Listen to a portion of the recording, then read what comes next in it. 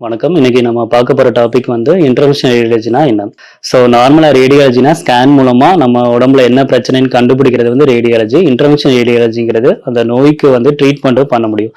So நார்மலா interventional ரேடியாலஜில என்ன மாதிரி ப்ரொசீஜர்ஸ் பண்ணுவாங்க? ஹார்ட்டுக்கு எப்படி ஆன்ஜியோ பண்ணி அந்த அடைப்பு எதுவும் இருந்துச்சுன்னா அதுக்கு வந்து ஸ்டென்ட் அந்த மாதிரி பண்றாங்களோ, நம்ம உடம்புல தலையில இருந்து கால்ல இருக்க ரத்த குழாயில ஏதாச்சும் அடைப்பு இருந்துச்சுன்னா அந்த அடைப்பை சரி பண்றதோ, ஏதாச்சும் ஒரு ரத்த குழாயில ரத்த கசிவு எதுவும் இருந்துச்சுன்னா அந்த ரத்த கசிவை வந்து சரி பண்ணவும் முடியும். ஸோ இதுதான் வந்து இன்டர்வென்ஷனல் ரேடியாலஜியோட மெயின் ரோல். ஸோ இதோட அட்வான்டேஜஸ் என்னன்னு பார்த்தீங்கன்னா, மோஸ்ட் ஆஃப் த ப்ரொசீஜர்ஸ் எல்லாமே வந்து லோக்கல் அனஸ்தீசியா மூலமா பண்ண முடியும். ஃபுல் மயக்க மருந்து கொடுத்து பண்ண தேவையில்லை. பிரெயின்ல பண்ற ப்ரொசீஜர்ஸ் தவிர மிச்ச ப்ரொசீஜர்ஸ் எல்லாமே லோக்கல் அனஸ்தீசியா மூலமா பண்ண முடியும். ப்ரொசீஜர்ஸ் வந்து மேக்சிமம் வந்து எல்லாமே வந்து தொடையில இருக்க ரத்த குழாய் இல்லை கையில இருக்க ரத்த குழாய் மூலமா பின் ஹோல் மூலமா தான் பண்ண போறோம். அதனால பேஷண்ட்க்கு எதுவும் தையல் கீரல் அந்த மாதிரி எதுவும் இருக்காது. ப்ரொசீஜர்ஸ் வந்து மேக்ஸிமம் 1 to 1.5 ஹவர்ஸ்ல முடிஞ்சிடும்.